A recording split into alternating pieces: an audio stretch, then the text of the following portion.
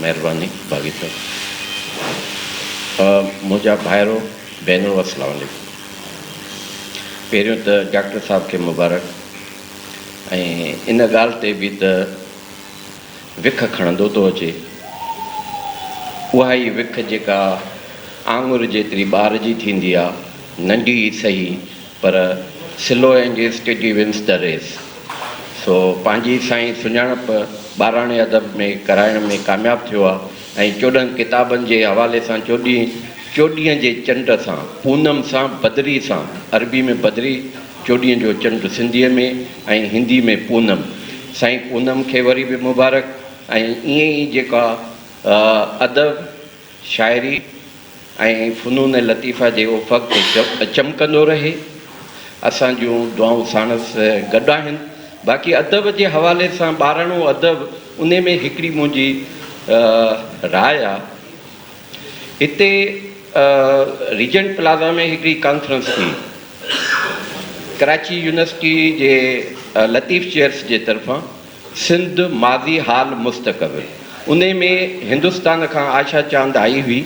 उन ग्राफिक्स में जेके ॿारनि जूं आखाणियूं जेके हे उहे उन ते कंप्यूटर ते स्क्रीन ते ॾेखारियूं ऐं उन में एॾो इब्लाग आसानीअ सां पियो थिए। जेकॾहिं डॉक्टर साहब जी हिन मास्क जे हवाले सां का अहिड़ी कार्टून में या अहिड़े ग्राफिक शिकिल में जेकॾहिं ही डिजिटलाइज़ थिए त ऑडियो वीडियो जो एॾो असरु थींदो जो जेके पढ़ी नथा सघनि सिंधी लिपि में, जेके अरबी लिपि में नथा पढ़ी सघनि, उहे जेके ऑडियो वीडियो जेके विज़ुअल जेके इफ़ेक्ट्स आहिनि उन मां उहे मुस्तफ़ीद थी सघंदा। इहा हिकिड़ी असांजी अञा ज़रूरत आहे त अञा डिजिटलाइज़ ऐं जेको आहे ऑडियो वीडियो में शयूं आणियूं ऐं परे परे ताईं पहुचायूं। अॼु दौरु आहे अहिड़ो सोशल मीडिया ते हिकु शइ रखण सां सॼी दुनिया में मतिलबु पहुची वञे थी। त अदब डॉक्टर साहब जो जेतिरो लिखियलु आहे उन खे ओतिरो पहुचाइण लाइ स्कोप खपे।